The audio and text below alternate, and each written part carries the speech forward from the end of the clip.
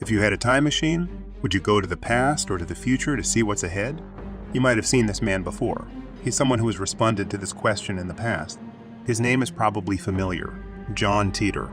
If you haven't come across him before, let me introduce you to his story. John Titor is a well-known and yet unfamiliar figure in the online world. While much of the internet is aware of his story, very few truly know him. Yes, you heard that right. John Titor, the person seen in this photograph taken in the early 1900s, his attire, his style, and even the camera he's holding are what labeled him as a real-life time traveler back in that era. But it's not just the pictures he took that make him a time traveler. It's the online presence he displayed. So, what about the man in this photo that was once shared by almost every content creator, news page, and blog on the internet? Who is the person behind John Titor? Where was this photo first seen on the internet? What's the story behind it? Are Titor's predictions and theories about the future true? And most importantly, why would a person travel from the future to the past? If you're ready, let's embark on a time-traveling journey back to 1998, to the days when John Titor and the legendary photograph first made their appearance on the internet. I am Meister, Forscher Meister. If you're ready, let's begin. Hello, I hope you enjoy the video. If you like the video, please don't forget to hit the like button below because a high number of likes will help me produce content faster, and the video will get more. To be recommended. And please, if you're not subscribed, please subscribe. And don't forget to leave your feedback in the comments, because your opinions are really valuable to me. Have a good day. Caught on camera everywhere, called the Real Time Traveler. This now legendary photo was first published in 1998 by the Time Travel Institute on a forum called Time Travel Zero by a user named Tamitravel Sorrel, who says his name is John Titor. He claims that John, a ranking soldier, was sent back in time to 1975 by the United States military to prevent another crisis like the ITA crisis of the year 2000, which broke all the algorithms in computers and caused $400 million to $600 billion in damage to company.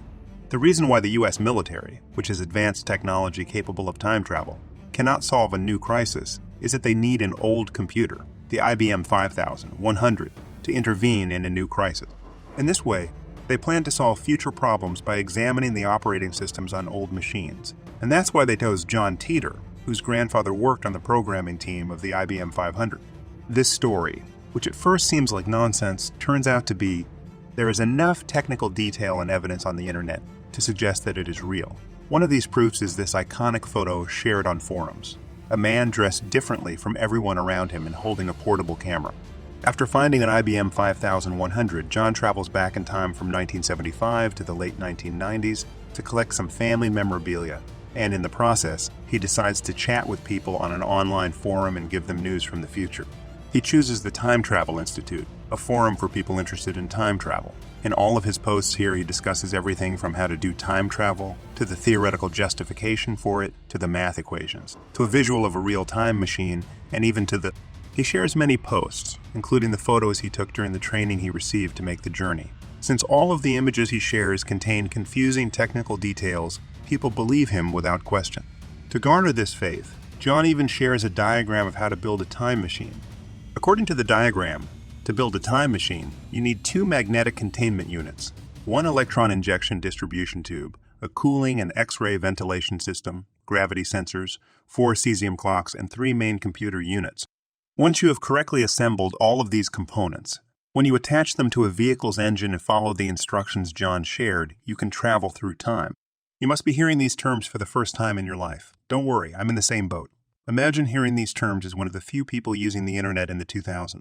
By sharing these technical details, John managed to confuse people's minds and gain their trust. Over time, he began to provide news from the future. He stated that there would be an internal war in America in 2005, leading to the country's division by around 2008 due to the escalation of the conflict. He predicted that the Third World War would break out in 2015 after the end of the Civil War, that the European Nuclear Research Center would produce miniature black holes, and that UFOs would emerge. He claimed that these major wars would completely change human life, bringing an end to industrialization and strengthening religious beliefs. During the late 90s and early 2000s, which could be considered the early era of the internet, questioning the authenticity of anything you saw online was difficult. This was because the internet wasn't as saturated with data or people as it is today.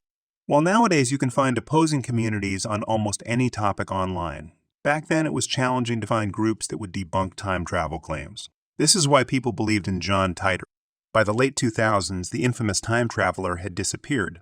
However, he had become so popular that in 2003, a foundation named the John Titor Foundation was established, and the writings John shared on forums were compiled into a book. But as we come to the present day, none of what John had said or the future predictions he made ever came true. Not a single one of them materialized in our time. The only thing that was real was that this entire story was part of a brilliantly crafted plan. Do you know how to make people dependent on you? By instilling fear in them? By claiming that you are their only savior? By convincing them of an impending war in the 2000s and teaching them how to survive it, just like John Titor did? In the year 2008, a detective named Mike Lynch decided to investigate this time traveler. When he scoured every corner and every database, he strangely couldn't find anyone by the name of John Titor. And when he delved into the John Titor Foundation, he again found no trace, no office, and no address whatsoever. In 2009, a person named John Houston resumed the investigation and stumbled upon a media lawyer named Larry Haber. What's amusing is that Larry Haber's brother happens to be a computer expert, and the legend of John Titor emerged during the years of the Took crisis. Yes, John Titor is nothing more than a fabrication by a lawyer seeking to profit from people's fears. Everything he said was a lie. His shared theories and photographs all belong to that period. But how do we explain this photograph? For years, everyone made videos proclaiming real-time traveler captured, showcasing a man who dressed oddly for his time and carried a small camera that wasn't even available back then. So who is this man in the photograph taken on the gift, giving day of 1941? He is not a time traveler and his name isn't John Titor. Yes, he appears distinct from the people around him, but the attire he's wearing belongs to the 1921 established Montreal Maroons ice hockey team, and the camera he holds is one of Kodak's first portable cameras, produced in 1938. The glasses he's wearing are typical of the steampunk fashion of that era. However, if you have a compelling enough story, you can fit any photograph or narrative into it, no matter the context. So yes, the entire story of John Titor is nothing but a big lie. The most effective way to bind people to yourself is to somehow instill fear in them. Many authorities maintain their positions by this method, restricting people, hindering their thoughts, and driving them through fear. Just like John Titor predicted an event that would never occur, all to sell books. Don't believe everything you see on the internet, folks. Take care until the next video, stay well, and goodbye.